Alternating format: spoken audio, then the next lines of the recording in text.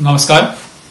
कक्षा 10 मा अध्ययनरत नानी बाबुहरूका लागि काठमाडौँ महानगरपालिकाद्वारा आयोजित फेस्टिभल क्याम्प निकै सफल भएको हामीले महसुस गर्यौं। क्रिएटिभ साइन्स प्रोजेक्टद्वारा प्रदर्शित शैक्षिक सामग्रीहरूप्रति विद्यार्थी नानी बाबुहरू र शिक्षक साथीहरू निकै उत्साहित भएको हामीले पायौं। केही नानी बाबुहरू र शिक्षक साथीहरूको अनुभव उहाँहरूबाटै सुनौं। यस्तै लेसन प्लान बनाएर साइन्स टिचरले रेडी गरेर क्लासमा यो प्रस्तुत गरिदियो भने त मेमोरी हुन्छ। देखेर छोएर सुनेर हामीले सबै कुरा चाहिँ पूर्णता पाउँछौँ भन्छौँ। यदि सुनेको कुरा भन्दा देखेको, आँखाले देखेको हैन, सुनेको, छोएको स्वाद भन्छौँ नि, यी सबैबाट सिक्ने एउटा मेथड छ। त्यो मेथडबाट चाहिँ यसले विद्यार्थीलाई पनि शिक्षकलाई पनि सहजता ल्याउँछ र विद्यार्थी भाइ बहिनीहरूलाई कुनै पनि समस्यालाई समाधान गर्न र खोजी गर्न र समस्या समाधान गर्न। भर्खरै म विदेश पनि भ्रमण गरेर आएँ। त्यहाँको प्र्याक्टिसहरू हेर्दाखेरि हैन, मैले त केही पनि गर्न सकेको रहेछु, त्यो फिलहरू हुन्छ। मेरो धेरै अझ योगदान बाँकी रहेछ। यद्यपि म यहाँ 35 वर्ष यही स्कुलमा अध्यापन गरिरहेको छु, एउटा स्कुलमा, र मैले धेरै गर्न बाँकी रहेछ भनेपछि सरहरूको यो प्रोग्रामले बडा खुसी रमाइलो यसले चाहिँ सम्माननीय पनि गरेको हैन, हौसला पनि प्रदान गरेको, सिक्ने कुराको नि मेमोरी रहने हैन। यो प्रोग्रामबाट म लगायत हामी सबै विद्यार्थी पनि सायद आकर्षित भयौँ होला। नो कस्ट मेटेरियल, लो कस्ट मेटेरियलमा बनाइएका विभिन्न उपकरणहरू जुन विज्ञानमा हामी अलिकति हाउबुझी एकदम कठिन सम्झिन्थ्यौँ, त्यसलाई सरल तरिकाले स्थानीय रूपमा पनि पाउन सकिने जुन सामग्रीहरूबाट आज जुन यहाँले हाइड्रोलिक लिफ्ट, त्यसै गरी hydraulic brake, solar system, season change लगायतका धेरै कुराहरू जुन बनाएर देखाउनु भयो। तर हामी यो सैद्धान्तिक पक्षलाई मात्रै बढी जोड दिने, प्रयोगात्मक पक्ष, प्रदर्शन पक्ष, परियोजना कार्यका विधिहरू चाहिँ त्यति हामी अब जति गर्नुपर्ने हो नगर्ने, त्यस्तो अवस्थामा अत्यन्तै ग्रहण हुने तरी, सजिलै तरिकाले बुझ्ने तरी र हाम्रा विद्यार्थी भाइ बहिनीहरू अत्यन्तै खुसी हुने, उहाँहरू अत्यन्तै रुचिपूर्ण, अत्यन्तै जागरुक, अत्यन्तै एकाग्रता ध्यानका साथ यो 1.5 घण्टाभन्दा बढीको समय यहाँको प्रदर्शनमा चाहिँ एकदम मुग्ध बनाइदिनु भयो। आज भएको क्रिएटिभ साइन्स प्रोजेक्टको कार्यक्रम चाहिँ हाम्रा विद्यार्थीहरूले पनि साह्रै राम्रोसँग चाहिँ मन पराउनु भयो, असाध्यै मन पराउनु भयो। यस्ता सामग्रीहरू हाम्रो विद्यालयमा पनि चाहियो भनेर हामीसँग माग गर्नुभएको छ। अब यस्ता सामग्रीहरू बनाउन हामी आफै अलि राम्रा खालका सामग्री बनाउनको लागि हामी सक्दैनौँ र यस्ता सामग्रीहरू चाहिँ उपलब्ध भयो भने शिक्षण सिकाइ, विज्ञान शिक्षण सिकाइ क्रियाकलाप चाहिँ अझै राम्रो प्रभावकारी हुन्छ। प्रोफेसनल लर्निङ सेन्टरबाट सरहरू आएर जुन साइन्सको विभिन्न इन्स्ट्रुमेन्ट टुल्सहरू प्रदर्शन गरेर त्यसको बारेमा थियोरिटिकल र प्र्याक्टिकल नलेज जुन दिनुभयो हाम्रा नानी बाबुहरूलाई, यो अत्यन्तै मन पर्यो हामीलाई। यी सामग्रीहरू चाहिँ हाम्रा विद्यालयहरूमा अनिवार्य रूपमा चाहिने जस्ता सामग्रीहरू छन्। तर अब हामीलाई समस्या के छ भने यिनै सामग्री किन्न भनेर टिपिकल रूपमा तोकेर बजेट आउँदैन हैन, केन्द्रीय सरकारबाट पनि स्थानीय सरकार, प्रदेश सरकारहरूबाट। र यी चाहिँ अनिवार्य दैनिक प्रयोजनमा अथवा दैनिक शिक्षण शिक्षा क्रियाकलापमा प्रयोग हुने सामग्री हुन्। यस्ता सामग्री पनि आवश्यक पर्छ है भन्ने कुरा चाहिँ हामी चाहिँ काठमाडौँ महानगरपालिका र सँगै प्रदेश सरकार र सङ्घीय सरकारमा माग गर्न चाहन्छौँ।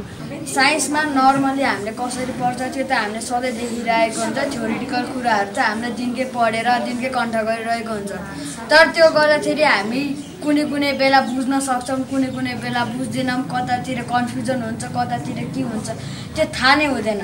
अनि त्यस्तै गर्दाखेरि आज हामीलाई त्यो प्र्याक्टिकल सेसन देखाउनु भयो, जसमा चाहिँ हामीलाई कसरी त्यो कुरा हुन्छ, कसरी त्यो कुरा प्रड्युस भयो, अनि त्यस पछाडि त्यो हाम्रो दिमागमा भएको जति कन्फ्युजन पनि बिस्तारै हट्दै गयो। त्यहाँ आजको यो सेसनमा चाहिँ नबुझेकाले बुझेकाले झनै बुझे, अनि त्यसपछि कन्सेप्टै नभएकाले कन्सेप्ट पाए।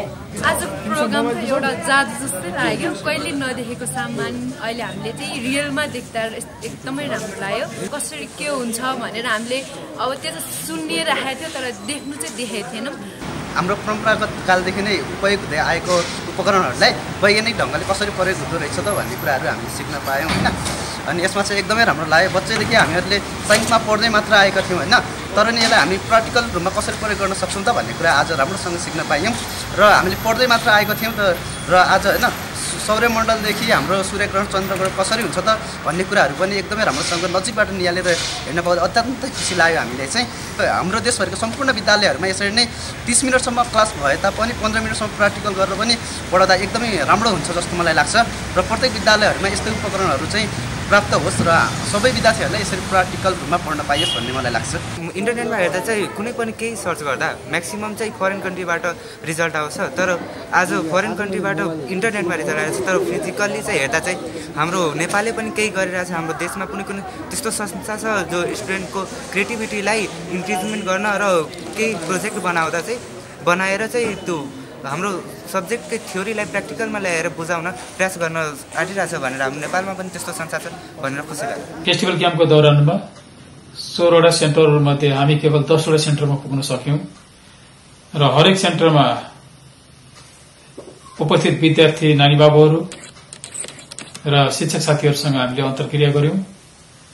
त्यो क्रममा कुनै पनि विद्यालयमा विज्ञानका प्रयोगात्मक क्लासहरू चलाएको पाएनौं हामीले र कुनै स्कुलहरूमा हामीले ल्याब खोल्न लगाएर त्यहाँ हेर्यौं, ल्याबको अवलोकन गर्यौं। साँच्चै एकदम दयनीय अवस्था हामीले पायौं। एकदम भग्नावशेष जस्तो देखिन्थ्यो ल्याब हेर्दाखेरि। कतै त ल्याबका सामग्रीहरू बोरामा हालेर राखेका हामीले पायौं। वास्तवमा कक्षा 10 सम्म पढ्ने विद्यार्थीले कमसे कम उसले पढेको 5वटा विज्ञानका थ्योरीहरू प्र्याक्टिकली भेरिफाई गर्न सकोस्, तर त्यो अवस्था यहाँ छैन। तर पनि हामीले विद्यार्थी नानी बाबुहरूमा धेरै उत्साह पायौं। केही अब सिक्नुपर्छ, केही गर्नुपर्छ भन्ने खालको उत्साह नानी बाबुहरूमा पायौं। त्यसपछि त्यस्तै शिक्षक साथीहरू पनि केही गर्नुपर्छ, शिक्षामा चेन्ज ल्याउनुपर्छ भन्ने खालको सोच हामीले शिक्षक साथीहरूमा पनि पायौं। विद्यालयहरूमा जुन विज्ञान शिक्षाको अवस्थालाई हेर्दाखेरि राज्यको तर्फबाट प्रयास जुन भएको छ शिक्षाको अवस्थालाई सुधार गर्नको निमित्त, त्यो चाहिँ केवल बालुवामा पानी हालेको जस्तो हामीलाई महसुस भयो। जुन महानगरपालिकाले प्रयास गरेको छ शैक्षिक अवस्थामा सुधार ल्याउनको निमित्त, यसले महानगरको मात्र नभएर सम्पूर्ण राष्ट्रको शिक्षालाई सुधार गर्नको निमित्त एउटा कोसीढुङ्गा साबित हुनेछ भन्ने कुरा हामीले आशा लिएका छौं। विज्ञान शिक्षामा सुधार ल्याउनको निमित्त क्रिएटिभ साइन्स प्रोजेक्टले आवश्यक रचनात्मक सहयोग गर्न सक्ने कुरा यहाँहरूलाई अवगत गराउन चाहन्छु।